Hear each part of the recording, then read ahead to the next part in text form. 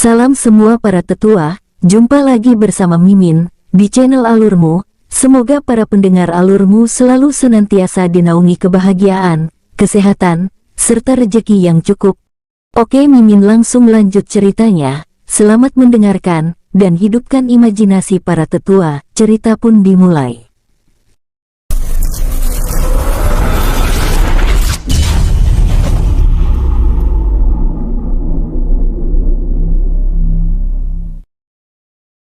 Inilah tingkatan kekuatan setengah dewa.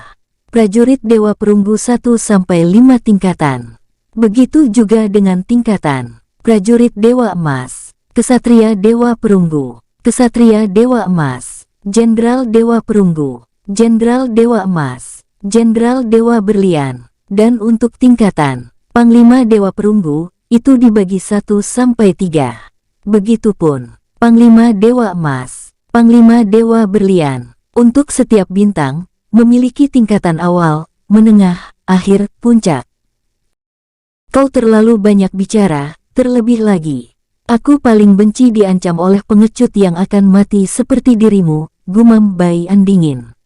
Ayo kita kembali, kata Bai An kini terlihat tidak memiliki niat bercanda. Mingren mengangguk lalu Gong Tanru muncul di samping Bai An. Hal itu membuat Mingren terkejut, tapi ia tidak berani bertanya banyak. Setelah itu Gong Tanru menyelimuti tubuh Bai An, Mingren dan Jingling dengan energinya. Mereka kemudian melesat ke arah Tulong dan Bodong. Wus! Setelah keluar dari formasi ilusi, Mingren baru sadar jika ia selama ini dilindungi oleh formasi. Awalnya ia heran, tentu saja heran karena saat Bai An membunuh para pengikut Kaisar Dewa Kegelapan tadi, yang lain tidak ikut muncul untuk menolong. Mingren tahu jika para pengikut Kaisar Dewa Kegelapan yang datang sangatlah banyak, mungkin berjumlah 1000-an. Tep-tep, Tuan Muda, teriak Tulong semangat. Ayo kita kembali, kata Bai An lalu melirik Mingren. Raja Ming, aku dari tadi tidak melihat banyak penduduk di kerajaanmu, termasuk para pasukanmu. Kemana mereka semua? Tanya Bai An dengan nada serius. Itu, 1 hari yang lalu aku sudah menduga hal ini karena ada pengkhianat di kerajaanku. Jadi 1 hari yang lalu aku menyuruh mereka pergi secara bertahap dan yang terakhir mereka pergi ke arah kota netral, jawab Mingren dengan jujur. Bai An langsung mengangguk. Sungguh penglihatan masa depan yang tajam, gumam Bai An tersenyum di balik tudungnya. Tuan Muda, kau ini mengabaikanku dari tadi, kata Tulong dengan kesal. Ada apa Tulong? Tanya Bai An menggelengkan kepala. Apakah kita akan membunuh mereka semua? Tanya Tulong sambil menunjuk para pengikut Kaisar Dewa Kegelapan yang ia dan Bodong lumpuhkan. Biarkan dulu, kita harus segera pergi dari sini. Karena mereka telah menyiapkan jebakan yang tidak berguna untuk kita. Ayo, ajak Bai An. Mereka semua langsung melesat dengan hati-hati agar tidak ketahuan oleh Jenderal Ryu yang terlihat masih mengamati. Dengan segera Gong Tanru menggerakkan tangannya. Crash! Perisai tipis yang dipasang untuk mengetahui orang keluar masuk langsung sobek sebesar pintu. Tanpa menunggu lama, mereka keluar dengan hati-hati. Tep-tep! Setelah keluar dari perisai Bai An langsung merobek ruang. Ayo cepat masuk sebelum mereka menyadari keberadaan kita, perintah Bai An dengan cepat. Semua orang ikut masuk, sementara Bai An masih belum masuk karena ia merasakan kehadiran beberapa manusia yang berlari dengan sembunyi-sembunyi. Hei kau, ayo ke sini, kata Bai An melalui telepati. Jenderal manusia yang Bai An temui langsung melihat ke sana kemari, setelah ke arah utara, ia melihat Bai An.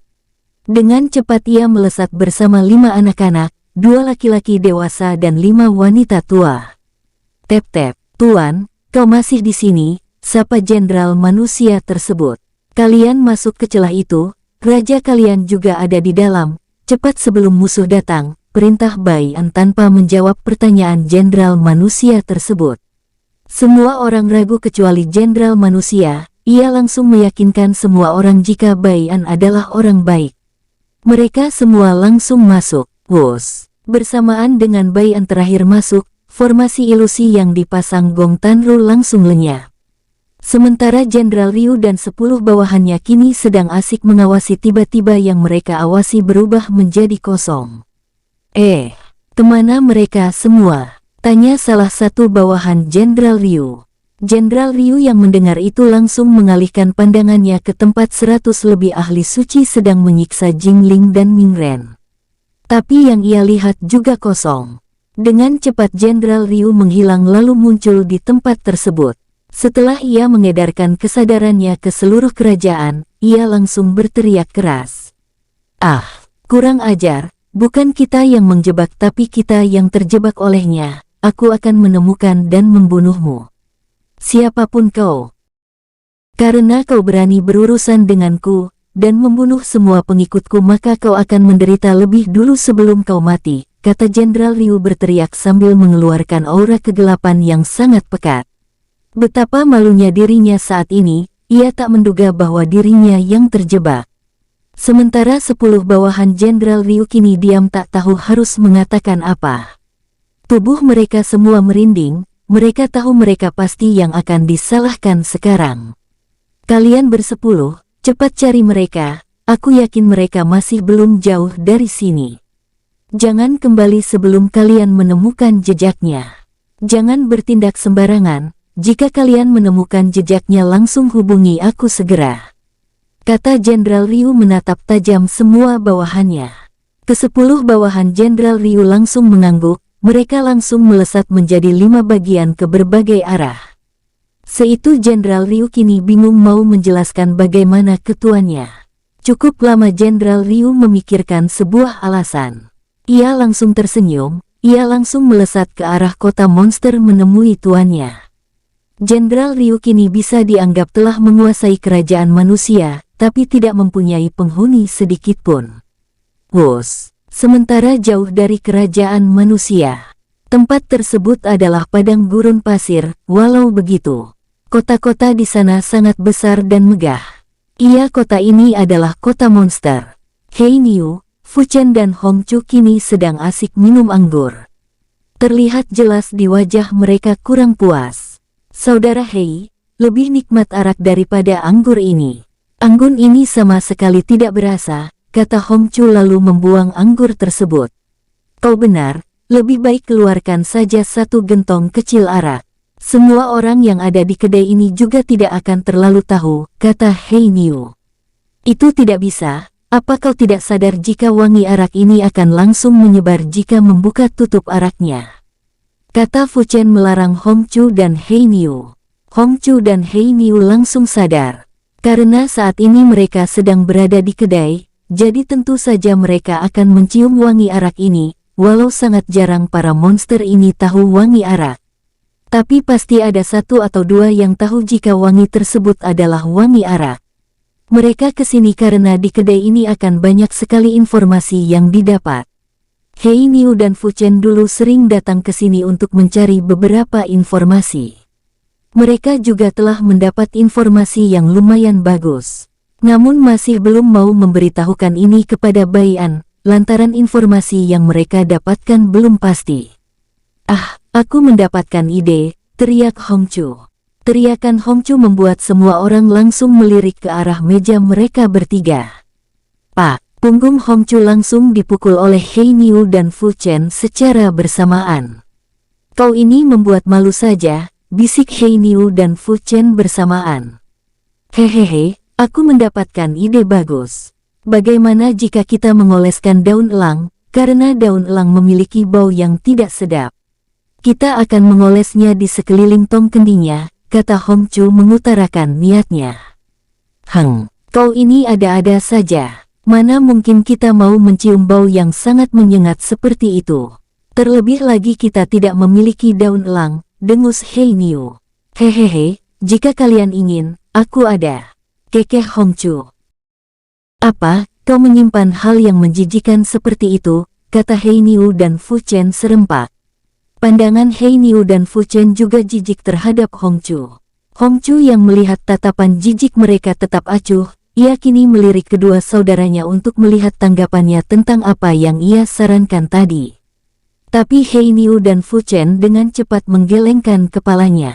Tentu saja kami tidak mau, lebih baik kita cari kebenaran tentang informasi yang kita dapatkan tadi, setelah itu kita bisa minum di tempat yang sepi. Kata Hei Niu santai. Fu Chen langsung membenarkan dengan ikut mengangguk. Cukup lama mereka mengobrol hingga mereka bertiga bangkit lalu pergi setelah membayar semua yang mereka pesan. Tep-tep, saat Hongchu, Hei Niu dan Fu Chen keluar, mereka langsung melesat ke arah yang mereka rencanakan melalui telepati. Wus, setelah mereka bertiga menghilang, keluar dua orang dari kedai, mata mereka terlihat melirik ke segala arah. Benar dugaanku jika ada orang yang memata-matai kita, kata Hongchu dengan mata melirik ke arah Hei Niu dan Fu Chen karena siapa tahu kedua orang ini mengenalnya. Dia adalah prajurit Jenderal Ryu, kata Fu Chen menatap tajam ke arah kedua orang yang selalu memata-matainya. Terus kita harus bagaimana? Tugas kita kan hanya memata-mata para pengikut Kaisar Dewa Kegelapan, tanya Hongchu. Aku mencurigai jika Jenderal Ryu adalah salah satu pengikut Kaisar Dewa Kegelapan, lebih baik kita ikuti saja kemana mereka pergi, kata Hei Niu serius. Fu Chen dan Hongchu mengangguk secara bersamaan. Benar saja, tak butuh sampai 10 menit. Setelah dua orang itu mencari keberadaan Hei Niu, Fu Chen dan Hongchu, tapi tak ketemu. Mereka langsung pergi ke arah tertentu. Hongchu dan dua saudaranya langsung melesat mengikuti kedua orang tersebut dari jarak yang cukup jauh. Mereka bertiga selalu berhati-hati saat mengikuti kedua orang tersebut. Tep-tep, ayo kita kembali, aku merasakan aura kegelapan yang cukup pekat di sana, bisik Hei Niu. Tentu saja Fu Chen dan Hongchu langsung mengangguk, karena mereka juga merasakannya. Tapi saat mereka akan membalik badan, mereka merasakan krisis hidup. Dengan cepat Fu Chen melempar Hei Niu dan Hongchu. Jelek, jantung Fu Chen langsung tertusuk pedang. Orang yang menusuknya kini berdiri di belakang Fu Chen menggunakan sebuah tudung. Hanya 3 semut ingin memata-matai kelompok kami, jangan harap bisa kembali, kata orang berjubah dengan nada dingin lalu melesat ke arah Hei Niu. Hongchu yang cukup tenang, dengan cepat mengirimkan pesan kepada Bai An tentang masalah yang mereka temukan, termasuk informasi penting ini. Mereka tidak sempat berteriak marah karena Fu Chen mati begitu saja. Crash! Kepala Hei Niu langsung melayang begitu saja. Hongchu yang melihat itu langsung waspada, ia yakin musuhnya ini sangat kuat. Lebih kuat dari ahli suci.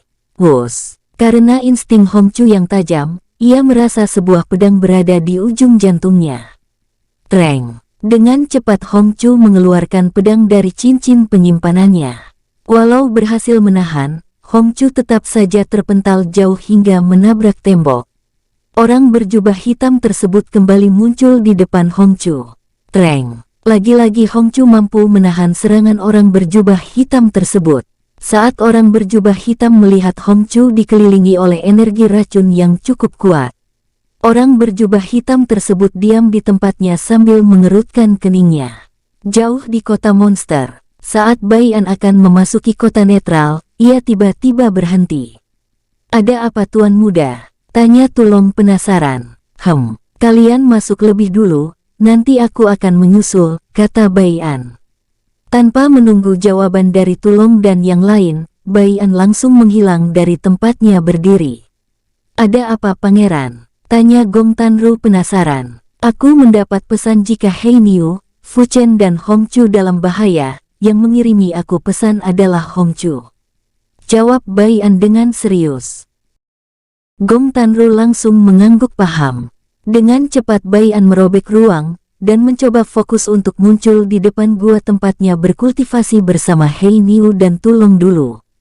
Wus! Bai An langsung muncul, dengan cepat Bai An melesat ke arah kota monster atas petunjuk Gong Tanru. Tep-tep, dengan cepat Bai An merasakan kontak jiwanya dengan ketiganya. Tapi yang Bai An rasakan hanya Hongchu saja. Bai An langsung menghela nafas, ia sungguh kurang cepat. Jika saja ia lebih cepat, mungkin ia bisa menyelamatkan mereka semua. Dengan cepat Bai An merobek ruang. Krek! Sementara Hongchu yang berusaha bertahan hidup kini terpental kembali. Orang berjubah hitam tersebut kembali muncul dan akan menebas Hongchu. Hongchu yang melihat itu tidak sempat menghindar. Ia langsung memejamkan matanya sambil mengeluarkan sebuah senyum lebar. Orang berjubah hitam tersebut langsung mengerutkan keningnya lagi. Ia diam beberapa detik, lalu kembali mengayunkan pedangnya. Namun tiba-tiba orang berjubah hitam tersebut langsung mundur sejauh yang ia bisa. Wus, Bai An muncul retakan ruang yang dekat Hongchu lalu menarik Hongchu. Wus, Bai An dan Hongchu langsung lenyap begitu saja. Dengan cepat orang berjubah hitam yang tak lain Jenderal Ryu datang, ia kemudian melirik ke sekelilingnya dan tidak menemukan dua mayat yang ia bunuh. Ah, kenapa aku bodoh? Seharusnya aku tidak terlalu bermain-main tadi. Aku yakin jika orang yang menolongnya adalah orang yang membunuh semua bawahanku, kata Jenderal Ryu mengutuki kebodohannya. Terlebih lagi, kini ia tidak mendapatkan petunjuk apa-apa. Jenderal Ryu juga tidak berencana mengejar orang tersebut, karena ia yakin tidak mampu melawannya. Jenderal Ryu tadi juga merasakan aura membunuh dari orang bertudung yang tak lain Bai An. Setelah cukup lama berpikir, dengan cepat Jenderal Ryu melesat ke arah tertentu. Wus, tep-tep, Bai An kini muncul bersama Hongchu yang kini merasa sedih karena tidak mampu melindungi dua saudaranya. Bai An yang melihat itu langsung menepuk pundak Hongchu. Kau tidak perlu bersedih, yang seharusnya kau lakukan adalah terus bertambah kuat dan, kata Bai An kini mengeluarkan aura membunuh yang selama ini tak pernah ia keluarkan. Hongchu langsung mengusap air matanya, ia kini bertekad menjadi lebih kuat dan kejadian seperti ini tak terulang kembali. Bai An melesat dengan santai sambil membawa dua mayat bawahan yang telah ia anggap keluarga. Sebenarnya yang paling marah, sedih adalah Bai An. Tapi ia berusaha menahannya, kesedihan bisa membawa orang terjerumus ke dalam kegelapan dan kebencian. Itulah yang Bai An dapatkan dari pesan ibunya. Setelah Bai An sampai di gua tempat ia datangi bersama Hei Niu dulu. Sebuah masa lalu bersama Hei Niu langsung mengingatkannya. Tak lama Bai An mengeluarkan aur matanya mengingat kenangan saat bersama Hei Niu dan Fu Chen. Sama halnya dengan Hongchu, ia juga sedang menangis keras saat mengingat kenangannya bersama Fu Chen dan Hei Niu. Aku kubur mayat saudara kita, ajak Bai An kini menghilangkan sedihnya dan berusaha tegar. Hongchu langsung mengangguk. Mereka berdua kemudian mulai menggali pasir dan mengubur mayat Hei Niu dan Fu Chen. Setelah itu Bai An dan Hongchu pergi ke arah kota netral. Beberapa saat kemudian, Bai An dan Hongchu kini telah di penginapan malam. Bai An langsung menceritakan semua yang terjadi. Semua orang langsung sedih terutama Tulong yang selalu bersama Hei Niu dan Fu Chen. Tulong kini menggenggam erat-erat tangannya lalu berkata, "Tuan muda, ayo kita menjarah lagi agar bisa mendapatkan sumber daya untuk meningkatkan kekuatan kita," kata Tulong dengan serius.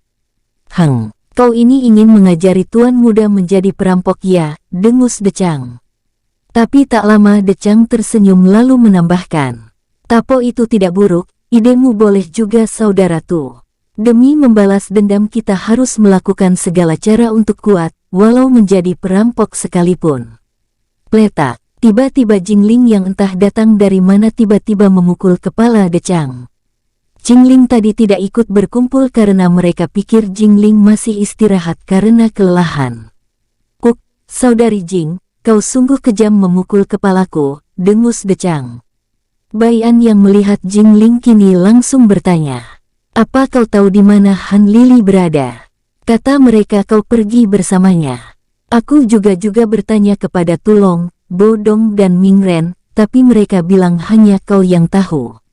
Jingling langsung mengangguk. "Aku menugaskannya di tempat berbeda, aku juga melepas segel yang kupasang di dantiannya," jawab Jingling tersenyum licik.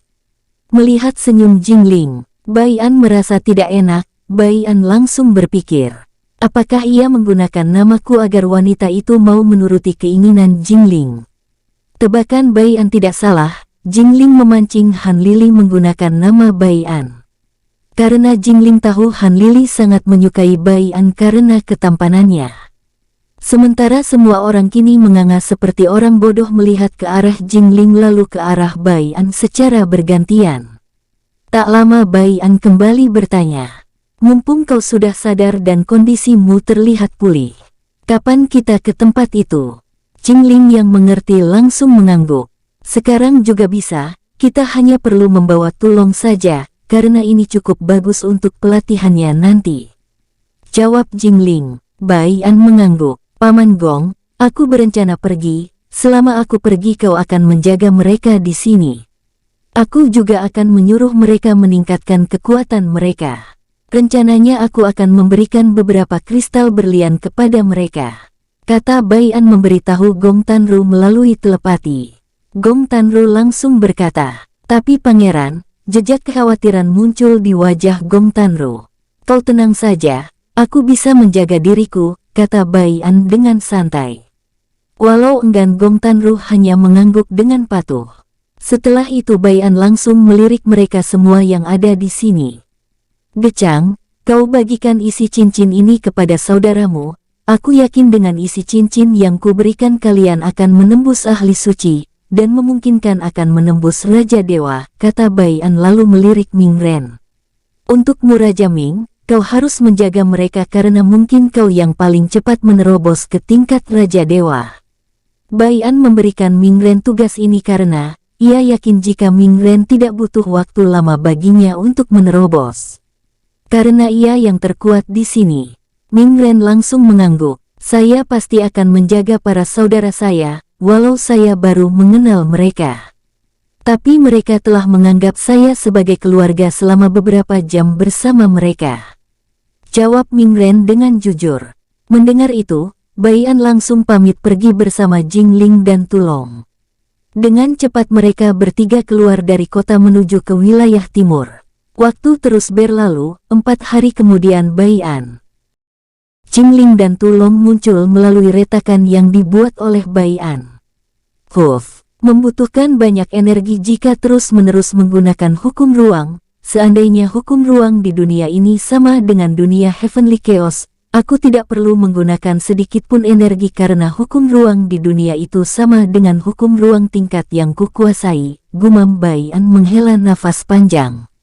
"Apakah kita sudah sampai?" tanya Tulong bersemangat. Jingling langsung menggeleng. "Ini masih setengah perjalanan. Dulu aku membutuhkan waktu 5 bulan dengan terbang menggunakan kecepatan penuhku ke hutan itu, tapi jika kita terus menggunakan hukum ruang yang dikuasai Tuan Muda, kita bisa sampai dengan cepat," kata Jingling melirik Bai An sambil terkekeh kecil. Bai An langsung mendengus. "Energi sudah terkuras setengah, mulai saat ini kita terbang lebih dulu sambil memulihkan energiku yang terkuras," kata Bai An. Wajah Tulong yang tadinya bersemangat langsung menjadi cemberut, tentu saja mereka akan lama sampai. Karena Tulong adalah yang terlemah di sini. Tulong kini merasa diejek oleh Bai An dan Jingling saat melihat senyum mereka berdua. "Sudah-sudah kau tidak usah memasang wajah seperti itu, karena itu tidak akan mempan.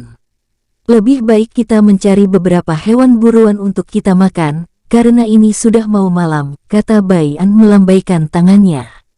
Tulong langsung mengangguk. Mereka berdua langsung pergi berburu. Untuk Jingling kini menyiapkan bumbu penyedap rasa. Beberapa saat kemudian Tulong dan Bai An kembali membawa ayam roh iblis.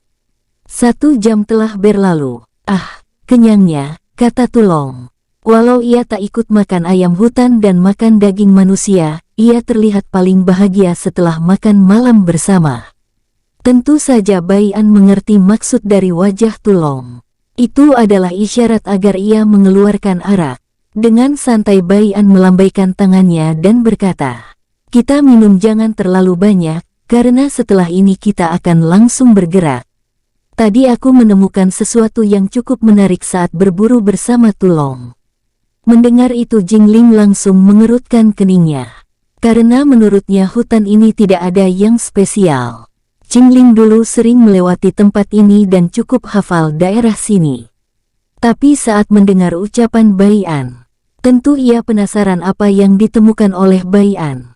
"Apa itu?" tanya Jingling. Saking penasarannya ia tak tahan untuk tidak bertanya. Kau akan tahu setelah kita ke sana, lebih baik kita minum dulu. Jika tidak minumanmu akan dihabisi oleh Tulong, kekeh Bai An menunjuk ke arah Tulong yang mengambil bagian Jingling. Jingling yang melihat itu langsung marah. Kurang ajar, aku akan mengulitimu hidup-hidup, teriak Jingling langsung berdiri. Dengan cepat Tulong lari sambil tertawa mengejek.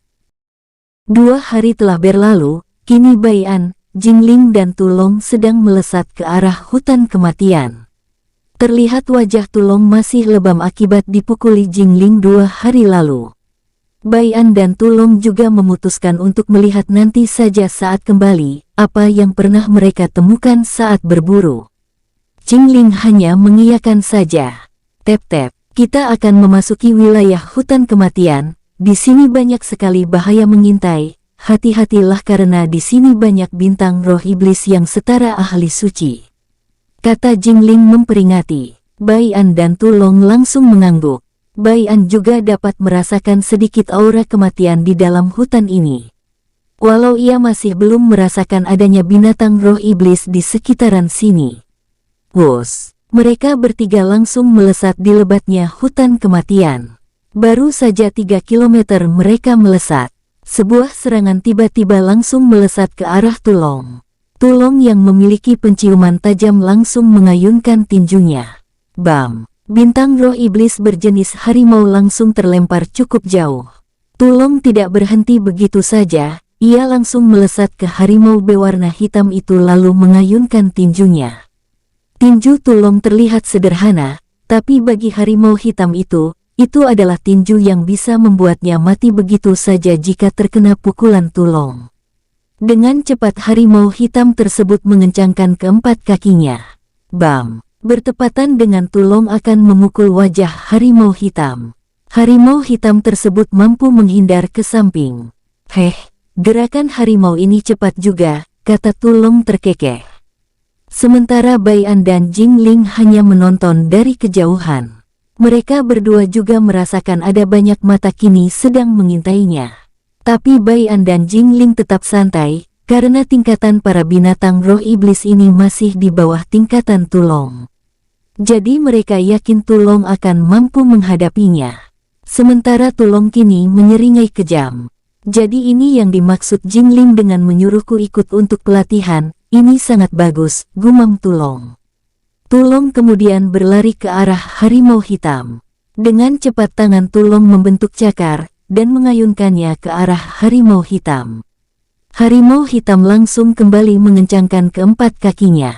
Kaki harimau hitam seperti pir, dengan cepat ia melompat ke arah samping. Crash! Saat harimau hitam melompat ke arah kiri, harimau itu tidak tahu jika Tulong langsung ikut mengayunkan tangan kirinya. Kini Tulong tersenyum melihat luka di samping kiri perut harimau hitam. Penciuman dan pendengaran Tulong sangat tajam. Ia sempat mendengar sebuah bunyi pada kaki harimau itu. Jadi Tulong menduga itu yang membuatnya cepat dalam menghindar. Hehe, kalian yang di sana. Apa kalian tidak kasihan melihat teman kalian saat ini sedang menderita, kekeh Tulong. Tak menunggu lama, para gerombolan harimau hitam datang. Yang terkuat adalah yang terbesar. Terlihat ia kini seperti benci, saat merasakan aura dari tubuh Tulong yang seorang monster. Auo, ngaum, kiu-kiu, kugeruk-kugeruk. Hoho, sepertinya kau sangat membenci bangsa monster seperti diriku, kekeh Tulong. Saat Tulong mengeluarkan pedangnya, Bai An langsung bicara melalui telepati. Jangan menggunakan pedang, ini untuk memperkuat tubuhmu untuk melawan mereka. Tulong kembali memasukkan pedangnya, kemudian melesat sambil mengayunkan tinjunya ke arah 2 harimau yang sedang menerjang ke arahnya. Bam, bam. Setelah memukul 1 harimau tersebut, Tulong langsung mengayunkan kakinya untuk menendang satunya lagi. Belum sempat Tulong mendaratkan kakinya, 3 harimau langsung menerjam kembali, 1 mengguna cakarnya, 2 membuka mulutnya bersiap menerkam Tulong. Tulong langsung menggunakan kaki kanan untuk menendang ketiga harimau tersebut saat kaki kirinya kini berpijak di tanah. Bam bam bam, ketiga harimau tersebut terlempar, Tulong kembali bergerak saat harimau-harimau tersebut kini semua mati. Dengan semangat Tulong mengayunkan tangannya. Bom! Semua harimau kini terkapar kecuali harimau yang paling besar. Dengan cepat harimau yang paling besar meraung, kemudian menyerang ke arah Tulong. Goar! Wus! Cakar harimau hitam besar itu hampir mengenai Tulong.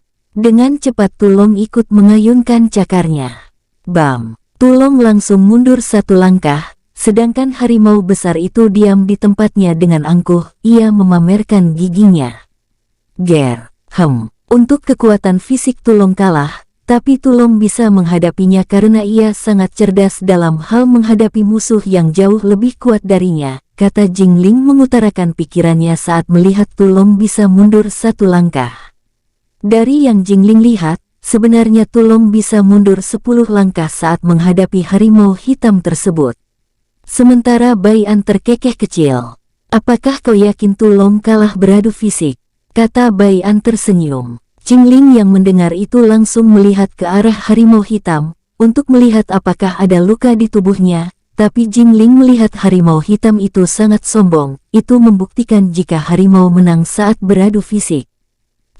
Aku cukup yakin. Coba kau perhatikan tingkah harimau tersebut yang sangat sombong, itu membuktikan jika ia menang tadi saat beradu dengan saudara Tu, kata Jingling menunjuk ke arah harimau. Bai An langsung menggeleng. Kau akan tahu sebentar lagi, kau lihat pertarungan mereka dengan teliti. Kata Bai An dengan serius. Jingling langsung mengangguk lalu melirik ke arah Tulong yang santai menunggu harimau tersebut menyerangnya.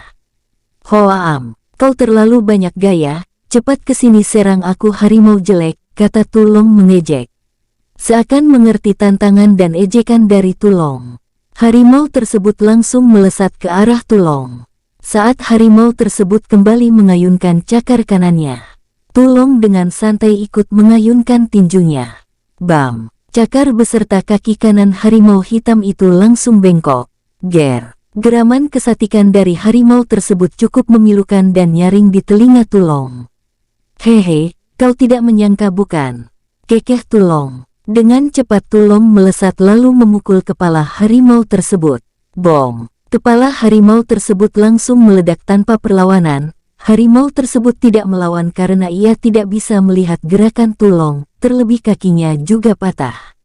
Jauh dari tempat Tulong, kini Jingling melototkan matanya. Ia paham maksud dari kata-kata Bai An tadi. Apakah saat mereka beradu fisik tadi, Tulong sudah mematahkan kaki harimau tersebut? Tanya Jingling ke arah Bai An. Bai An menggeleng. Tulong hanya memukul sendi kaki harimau tersebut agar saat Tulong kembali beradu fisik, kaki harimau itu akan gampang patah.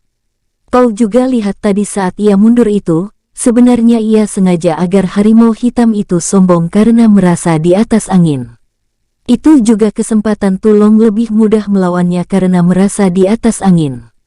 Mendengar itu Jingling langsung kagum kepada Tulong yang sangat pintar dalam bertarung.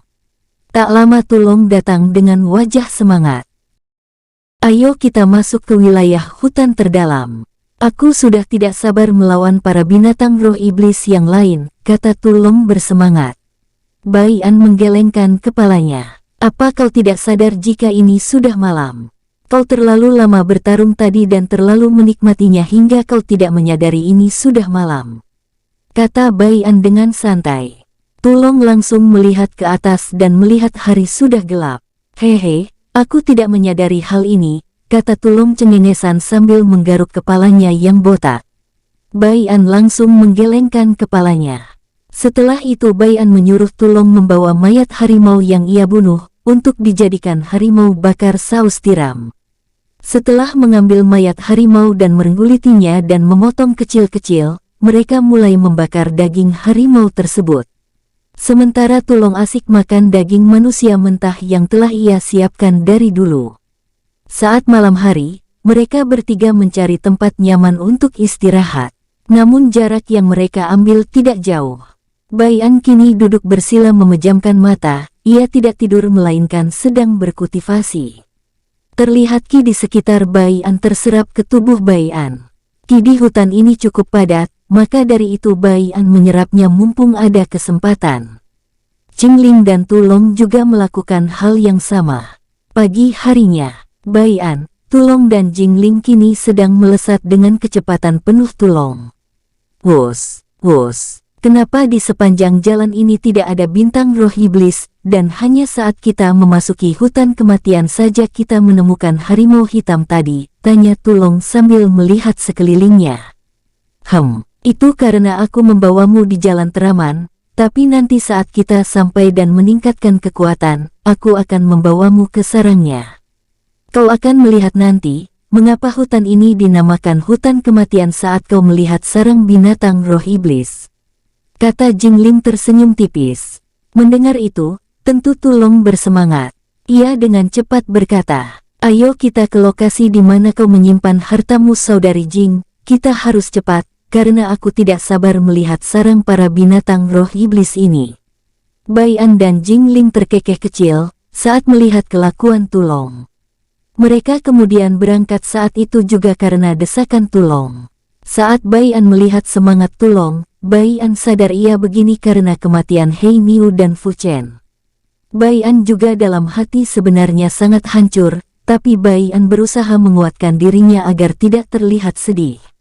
Bai An juga teringat akan Xiong Zai. Tiba-tiba Bai An mengepalkan tangannya dengan erat. Krak-krak, terdengar bunyi tulang tangan Bai An, karena terlalu kencang menggenggam erat kepalan tangannya. Tulong dan Jingling yang melihat itu hanya diam saja. Mereka juga merasakan hal yang sama, siapa yang tidak marah, sedih campur aduk di dalam hati mereka saat kehilangan keluarga. Terlebih keluarga mereka baru-baru ini terbentuk akibat Bai An, Tulong dan Hei Niu yang kocak. Jingling tahu siapa yang paling terpukul akibat kematian Hei Niu dan Fu Chen. Yang paling terpukul tentu saja Bai An dan Tulong, karena mereka berdua yang menyatukan semua orang dari berbagai ras menjadi sebuah keluarga. Tapi Bai An dan Tulong selalu menutup kesedihan mereka dengan pura-pura tegar, pura-pura semangat. Jingling juga sebenarnya mengajak Tulong ikut, agar kesedihannya lumayan menghilang. Beberapa saat kemudian, tep-tep, Jingling berhenti di sebuah bukit, Bai An dan Tulong ikut berhenti. Bai An langsung merasakan jika ada 4 binatang roh iblis setara ahli suci, tapi satu yang terkuat dan itu adalah seekor gorila. Apa gorila itu yang kau maksud Raja Binatang Roh Iblis di sini? Tanya Bai An sambil melirik Jingling yang terlihat santai. Benar, tapi dulu hanya dia saja, tapi kini ia telah ditemani 3 lagi. Aku tak tahu dari mana ia mendapatkan kawannya, jawab Jingling berpikir sesaat. Bai An yang melihat itu langsung melesat ke arah gorila, dan 3 binatang roh iblis yang kini sedang bersamanya. Tep-tep, auo, ngaum, kiu-kiu kugeruk-kugeruk. Siapa kau? Tanya gorila tersebut dengan dingin setelah berteriak sambil memukul dadanya dengan perkasa. Aku tak ingin basa-basi, tunduk atau mati, kata Bai An dengan dingin. Mendengar itu salah satu serigala ekor perak langsung menyerang Bai An tanpa menunggu perintah dari gorila tersebut. Bai An dengan santai mengayunkan tinjunya. Bom! Serigala ekor perak langsung terbang kembali ke tempatnya. Bai An sengaja tidak membunuhnya karena Bai An terlihat tertarik menjadikan kawanan binatang roh iblis ini menjadi pengikutnya. Bai An kini membutuhkan tenaga yang sangat banyak untuk melawan para pengikut Kaisar Dewa Kegelapan. Melihat Bai An dengan santai memukul bawahannya, gorila tersebut tertegun. Tak lama Jingling dan Tulong datang dan berdiri di sebelah Bai An. Saat melihat Jingling, tubuh gorila tersebut langsung lemas. Walau kekuatannya setara dengan Jingling, gorila tersebut tetap kalah dan dipermainkan saat bertarung dengannya dulu. Gorila itu sengaja mengumpulkan bawahan kuat sebenarnya untuk melawan Jingling jika ia kembali ke sini. Tapi saat melihat Bai An dengan santai memukul serigala ekor perak dengan santai dan mengalahkannya, niatnya membalas dendam langsung sirna. Itu, jika kami tunduk apakah kau tidak akan menyiksaku? Karena elf di sebelahmu dulu sering menyiksaku, kata gorila tersebut dengan gugup. Ia sebenarnya takut mengatakan hal tersebut, karena bisa saja Jingling akan langsung menghajarnya jika ia merasa tersinggung. Tapi Bai An yang mendengar itu langsung melambaikan tangannya dengan santai. Kau tenang saja, saudari Jing menghajarmu dulu karena kau terlalu arogan dan sombong, ia menghajarmu agar kau tidak sombong lagi. Sekarang ia tak akan menghajarmu lagi, kata Bai An tersenyum hangat. Gorila tersebut dengan semangat berkata, baiklah jika begitu kami akan tunduk dan mulai saat ini kau adalah tuan majikan kami. Kata gorila tersebut dengan lantang. Sementara ketika binatang buas yang di belakang gorila tersebut hanya mengangguk patuh saat mendengar tuan mereka telah ditundukkan. Bai An langsung tersenyum puas. Ia kini melirik Jingling. Seakan paham arti tatapan tersebut. Jingling langsung berkata, ayo ikuti aku. Tapi sebelum mereka pergi, Tulong langsung berteriak, Tuan muda, apakah aku boleh berlatih tanding dengan mereka? Aku ingin lebih kuat lagi dan kebetulan ada mereka, ini bisa membuatku lebih kuat lagi. Mendengar itu, Bai An tidak langsung setuju. Melainkan ia melirik ke arah gorila, serigala ekor perak, elang emas dan singa merah.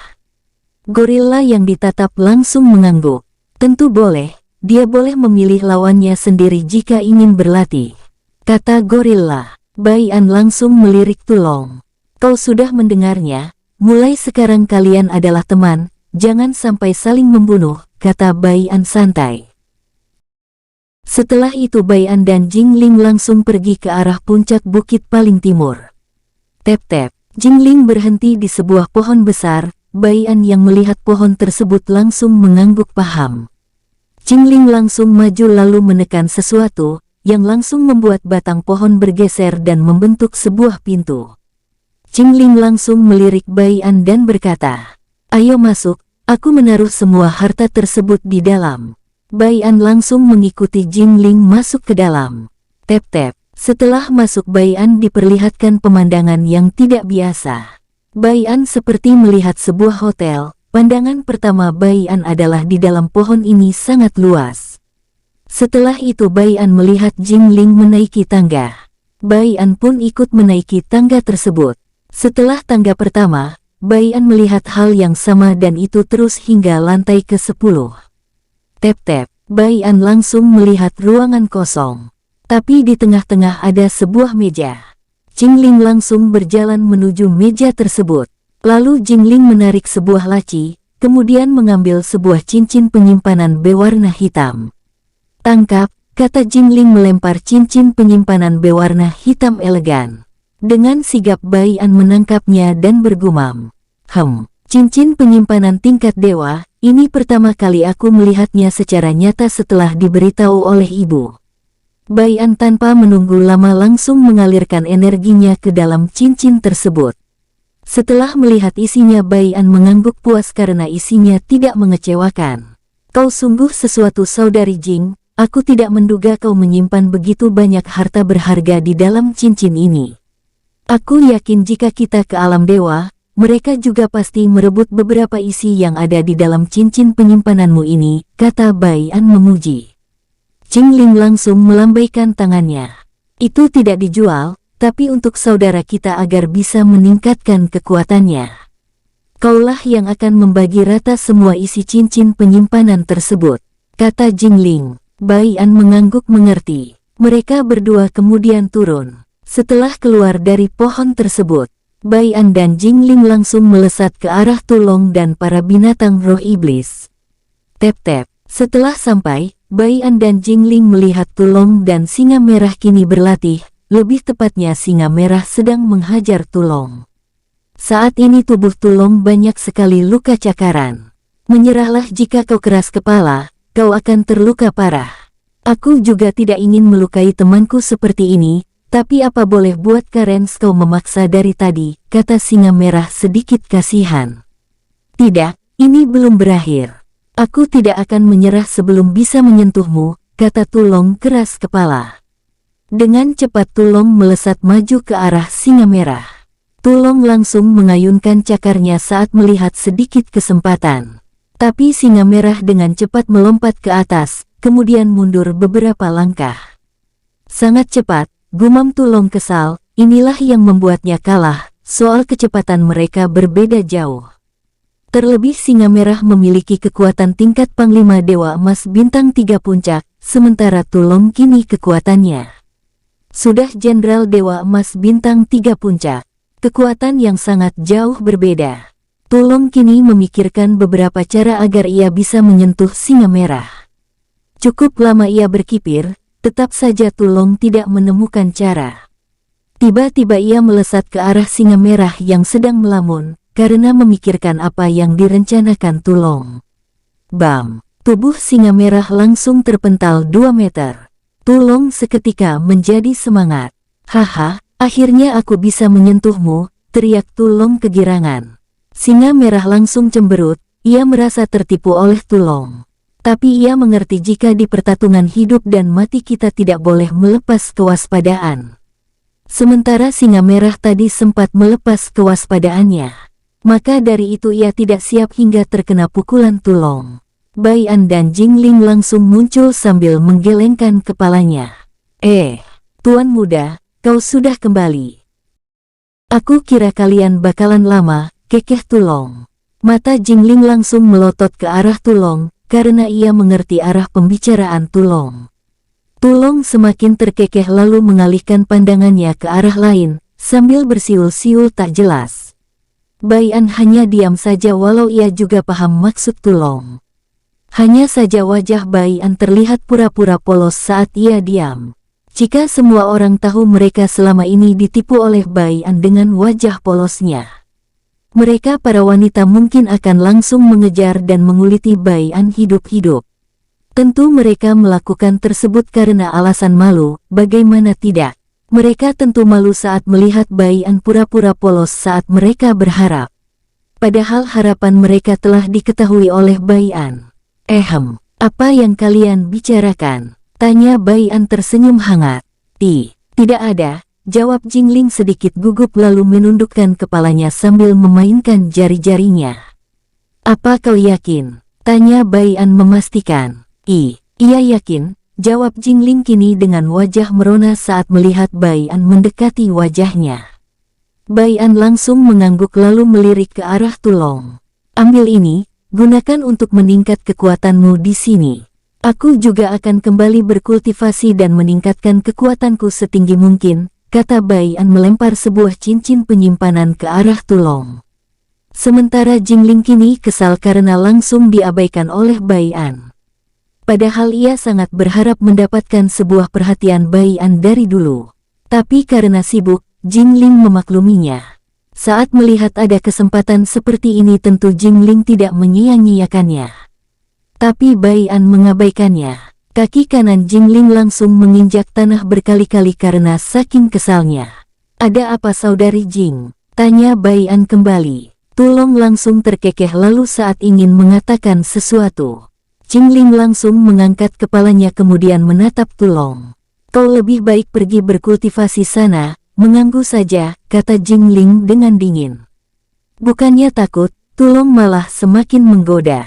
Tuan muda hati-hati ya, karena jika wanita sedang menyimpan sesuatu di dalam hatinya, maka wanita itu mudah marah jika tidak kesampaian, kekeh Tulong kemudian melesat pergi dengan kekuatan penuhnya. Karena takut dikejar Jingling. Jingling yang mendengar itu langsung mendengus kesal. Ia kemudian mengalihkan pandangannya ke arah 4 binatang roh iblis. Kalian kenapa di sini? Cepat pergi juga, kata Jingling sambil mendengus. Dengan cepat mereka berempat menyusul Tulong. Sementara Bai An kini menggaruk kepalanya yang tidak gatal. Kenapa kau mengusir mereka semua saudari Jing? Tanya Bai An pura-pura polos. Tidak ada, mereka hanya mengganggu waktu kita saja. Tidak. Maksudku mereka hanya akan mengatai kita saja, jawab Jingling kini dengan wajah merah merona. Ia kini makin gugup karena merasa salah bicara tadi. Sedangkan Bai An kini tertawa keras dalam hatinya kemudian bergumam. Maafkan aku Jingling, aku tidak ingin mengecewakanmu sehingga aku terpaksa begini, seolah aku tidak menyadari perasaanmu. Jingling kini terus menunduk, ia berharap Bai An mengatakan sesuatu. Tapi apa yang ia harapkan sia-sia saja. Bai An tetap diam dengan wajah polosnya. Melihat Bai An yang seperti orang bingung, Jingling tidak tahu harus mengatakan apa. Tuan muda, kapan kita akan meningkatkan kekuatan kita? Dan kenapa dari tadi kau diam saja? Tanya Jingling memperhatikan wajah Bai An dengan seksama, karena kini tudung Bai An terbuka dan memperlihatkan wajahnya yang tampan, dengan rambut berwarna biru langit. Itu yang aku pikirkan tadi. Aku berniat akan memberikan keempat binatang roh iblis beberapa sumber daya juga, tapi kau mengusirnya. Makanya aku langsung diam tak tahu harus bagaimana, jawab Bai An dengan jujur. Melihat itu, Jingling langsung mengangguk, karena ia melihat jika Bai An berkata jujur. Kalau begitu mana bagianku? Tanya Jingling sambil menyodorkan tangannya. Bai An langsung mengeluarkan sebuah cincin penyimpanan dari cincin yang ia pakai, lalu memberikannya kepada Jingling sambil bertanya. Kau akan berkultivasi di mana? Niatku akan berkultivasi di dalam pohon, kalau kau? Tanya Jingling balik. Aku akan ke arah barat puncak bukit ini, karena aku merasakan energi alam di sana jauh lebih padat dan murni, kata Bai An sambil menunjuk ke arah barat. Jingling mengangguk. Kalau begitu aku pergi dulu, sampai jumpa saat kekuatan kita semua meningkat, kata Jingling, tanpa menunggu jawaban Bai An. Jingling langsung melesat pergi. Melihat Jingling pergi, Bai An langsung menghela nafas lega. Maafkan aku Jingling, aku tidak ingin menyakiti perasaanmu, maka lebih baik aku akan selalu begini. Tapi beda ceritanya jika Xiaer mengizinkanku bersama wanita lain, kata Bai An terkekeh kecil. Tapi tak lama kemudian ia kembali murung, karena tidak mungkin Mu Xiaer akan memberikannya izin, terlebih lagi ibunya sangat membenci namanya diduakan. Makanya dari dulu ayahnya selalu mempunyai satu istri, yaitu ibunya. Setelah melihat kini hanya dirinya seorang, Bai An mengedarkan kesadarannya untuk mencari keempat binatang roh iblis, setelah menemukan di mana mereka. Bai An langsung melesat pergi. Tep-tep. Melihat Bai An muncul tiba-tiba, dengan cepat Tulong dan keempat binatang roh iblis langsung berdiri. Tuan muda, teriak semuanya secara serempak. Kenapa kau belum mulai meningkatkan kekuatanmu Tulong? Tanya Bai An basa-basi. Hehe, itu karena aku menunggumu datang ke sini tuan muda, karena mereka berempat belum mendapatkan sumber daya dan juga jatah ehem-ehem, kekeh Tulong. Bai An langsung mendengus. Mulutmu lama-lama seperti ember yang suka menggosip, kata Bai An kesal, tapi dengan segera Bai An mengeluarkan 5 tong sedang berisi arak beserta 4 cincin penyimpanan. Ini bagian kalian semua, minum setelah kalian selesai berkultivasi, kata Bai An memberikan sedikit peringatan. Tulong hanya mengiyakan saja, tapi dalam hatinya ia akan puas minum terlebih dahulu, baru nanti ia akan meminta yang lain kepada Bai An, dan rencananya ia akan meminta sedikit bagian kepada keempat binatang roh iblis. Sementara keempat binatang roh iblis yang masih penasaran dengan arak hanya mengangguk patuh. Walau mereka telah diberitahu tentang arak ini oleh Tulong, tapi karena mereka belum pernah meminumnya tentu saja mereka akan menurut dan minum nanti. Seandainya mereka telah merasakan apa rasa arak, mungkin mereka akan sama seperti Tulong dengan hanya mengiyakan. Setelah itu, semuanya pergi ke tempat yang membuat mereka nyaman untuk meningkatkan kekuatan. Bai An juga kini melesat pergi ke arah barat bukit. Tep-tep, udara di sini cukup sejuk disertai energi yang sangat murni dan padat, gumam Bai An. Tanpa menunggu waktu lagi, Bai An langsung duduk bersila di tengah-tengah pepohonan yang cukup rindang. Setelah itu dengan cepat Bai An mengeluarkan 2 buah apel emas. Aku merasakan apel emas ini mempunyai energi dewa dan juga hukum ruang, aku harus membuktikannya setelah memakannya, gumam Bai An. Bai An langsung mencoba menggigit buah tersebut. Srek, suara Bai An mengunyah buah tersebut terdengar cukup keras. Bai An langsung memejamkan matanya, setelah merasakan ada energi yang sangat besar masuk melalui meridiannya dan dantiannya. Otot-otot Bai An langsung mengembang kempis. Bam! Tiba-tiba terdengar suara ledakan di dalam tubuh Bai An. Tidak berhenti sampai di sana, Kini di kepala Bai An, pemahaman tentang hukum ruang telah meningkat sedikit. Bai An langsung membuka matanya kemudian tersenyum bahagia. Dengan cepat ia mengeluarkan kristal tingkat tinggi, lalu menyerapnya untuk menyetabilkan kultivasinya yang baru saja naik. Setelah itu Bai An kembali memakan apel emas hingga 2 minggu lamanya. Kini terlihat bekas apel emas yang dimakan Bai An ada 10. Bai An membuka matanya lalu menghela nafas kecewa, kekuatannya sama sekali tidak meningkat, tapi ia cukup senang karena hukum ruangnya kini telah meningkat ke tingkat 2. Bai An kembali mengeluarkan sebuah buah aneh lagi. Buah tersebut mirip dengan wortel, tapi berwarna pink. Bai An juga merasakan energi dewa yang jauh lebih padat dari buah apel emas. Tapi sayangnya Bai An tidak merasakan sedikit pun yang spesial dari buah ini, selain energi dewa yang melimpah. Setelah itu Bai An kembali memasukkannya, dan berniat memberikannya kepada para saudaranya, saat kembali ke dunia kekacauan surgawi. Setelah itu Bai An mengeluarkan ribuan kristal berlian. Dengan cepat Bai An menyerapnya dan dibantu oleh energi semesta. Sementara Tulong juga melakukan hal yang sama, ia kini dengan rakus memakan banyak sekali sumber daya baik itu tumbuhan herbal, buah dan masih banyak lagi. Untuk Jingling, ia dengan santai menyerap semua pemberian Bai An dengan perlahan, dan setelah menyerap satu sumber daya, Jingling langsung menyetabilkannya agar pondasinya semakin kokoh. Berbeda dengan Tulong dan Jingling, keempat bintanang roh iblis kini sedang membuka mata mereka. Mereka sama sekali tidak memejamkan matanya, dengan lahap mereka memakan sumber daya yang Bai An berikan, lalu membuang sisa-sisa kotoran yang mereka makan dengan kentut. Mereka terlihat seperti biasa memakan sumber daya seperti ini sehari-hari. Jadi tidak masalah buat mereka semua, ini juga kelebihan dari binatang roh iblis. 1 bulan telah berlalu, Bai An dan yang lainnya masih belum selesai meningkatkan kekuatannya. Mereka semua terlihat gila-gilaan meningkatkan kekuatan mereka masing-masing. Sama halnya dengan Hongchu, Bodong, Decang, kedua iblis bersaudara, Ziyu dan juga termasuk Bo Hong ikut dibagikan sumber daya. Mereka juga terlihat gila-gilaan meningkatkan kekuatan mereka. Bahkan para musuh bebuyutan Decang sampai-sampai bingung karena Decang tidak pernah muncul. Mereka langsung melapor ke penguasa kota netral, tapi mereka diberitahu jika Decang sudah penguasa kota netral berikan tugas yang cukup berat, jadi wajar ia akan lama. Walau semua pejabat kota yang memusuhi Decang agak ragu, tapi mereka tetap mengangguk karena mereka tidak berani meragukan ucapan penguasa kota. Sementara penguasa kota kini melirik ke arah Gong Tanru sambil bertanya dengan ragu. Apa kau yakin jika pangeran sudah datang ke sini? Aku tidak yakin akan ucapanmu itu saudara Gong. Jika pangeran telah lama datang, aku yakin kau akan langsung memberitahuku.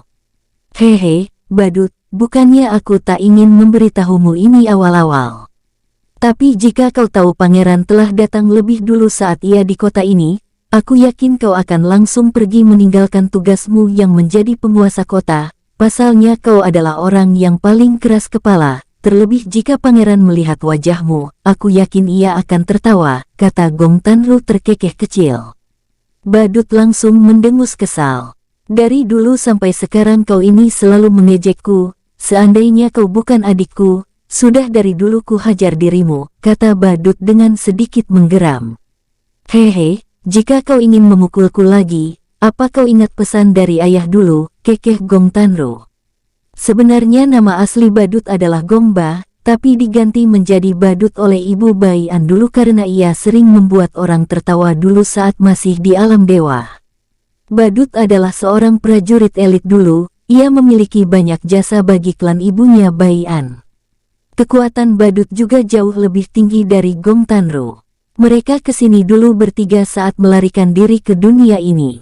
Orang terkuat kedua adalah Badut dan ketiga adalah Gong Tanru. Yang terkuat pertama adalah seseorang yang sangat mengerikan, tapi ia adalah orang yang paling setia kepada ibu Bai An.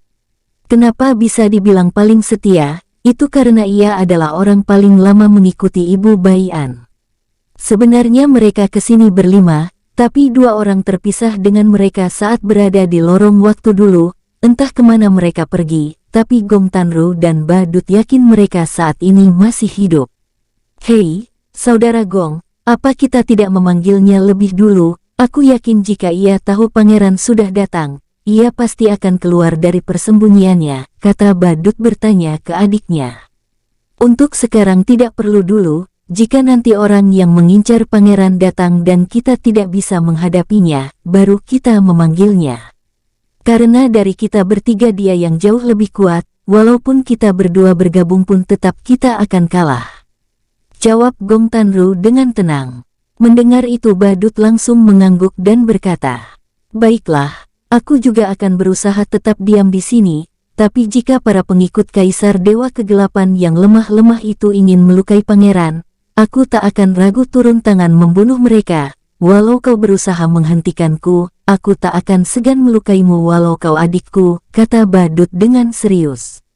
Gong Tanru hanya bisa menghela nafas panjang. Inilah yang ia tak mau, melihat sifat keras kepala kakaknya. Jika Badut turun tangan membunuh dalang dari para pengikut Kaisar Dewa Kegelapan, Gong Tanru yakin yang lebih kuat pasti akan datang lagi, dan hal tersebut sangat merepotkan. Ia ingin Bai An sendiri yang menanganinya, itu juga untuk kebaikan Bai An agar Bai An bisa menjadi lebih kuat. Memang Gong Tanru tidak bisa membunuh dalang tersebut, tapi ia juga tidak akan kalah darinya. Gong Tanru tahu betul siapa dalangnya itu. Dia adalah pengikut setia Kaisar Kegelapan yang menjadi seorang jenderal biasa di alam dewa. Ia diutus ke dunia ini hanya untuk mengacau.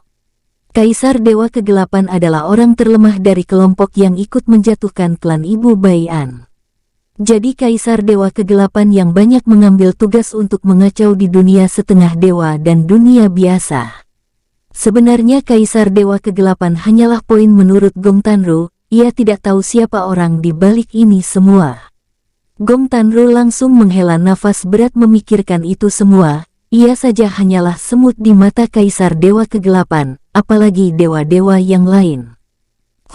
Perjalanan pangeran masih sangatlah panjang. Semoga perjalanan pangeran tetap lancar tanpa adanya kendala, gumam Gong Tanru. Mendengar gumaman tersebut, Badut langsung berkata, "Tidak seru jika pangeran menuju puncak tertinggi dengan lancar." Badut langsung terkekeh kecil. "Kau benar, ayah nyonya saja memiliki banyak cobaan berat menuju puncak, tapi sayang beliau mati karena melawan gabungan kelompok dewa itu," kata Gong Tanru mengepalkan tangannya dengan erat. "Jika saja ia tidak dikhianati oleh orang yang paling dekat dengan nyonya dan ayah nyonya, aku yakin beliau tak akan mati," kata Gong Tanru kini dengan wajah memerah. Badut yang mendengar itu ikut marah, tapi apa boleh buat, nasi sudah menjadi bubur. "Oh ya, Saudara Gong, apa kau merasakan atau melihat jika di salah satu pengikut pangeran ada seorang pengkhianat? Jika ada kau bisa memberitahuku, aku sendiri yang akan menyiksanya seumur hidupnya. Biarkan ia menderita dan berpikir menyesal telah dihidupkan di dunia ini," kata Badut kini auranya sedikit keluar. Untung saja aura yang Badut keluarkan setara ahli suci, karena itu hanyalah 5% kekuatannya. Bayangkan jika setengah atau 50% yang ia keluarkan. Gong Tanru yakin kota ini akan langsung bergetar keras dan banyak keretakan atau mengakibatkan kehancuran. Membayangkan itu, Gong Tanru bergidik. Dengan cepat Gong Tanru tersadar kemudian menjawab, "Tidak ada di antara mereka seorang pengkhianat. Malah mereka sama seperti kita, mereka berani mati demi keluarga dan tidak ada sedikit pun ketakutan di jejak mata mereka saat aku perhatikan." Badut langsung mengangguk dan berkata, "Untuk Decang aku dari dulu menyelidikinya, ia melakukan hal buruk seperti itu demi seorang kakak, bahkan bukan kakak kandung, jadi aku membiarkannya melakukannya sendiri walau aku tahu di mana kakaknya berada. Dia juga tipe orang yang setia. Terbukti walau ia melakukan segala cara jahat, ia tetap setia kepadaku. Berbeda dengan orang-orang sok baik, mereka tak lebih dari penjilat dan lambat laun pasti akan berkhianat jika kota ini diserang." Gong Tanru langsung mengangguk. Ia juga dapat melihat itu dari mata Decang. Mereka kemudian mengobrol hal-hal yang biasa. Setelah mengobrol, Gong Tanru langsung pamit pergi ke penginapan malam. Bersambung, sampai ketemu di episode selanjutnya. Semoga kalian semua selalu terhibur, dan terima kasih.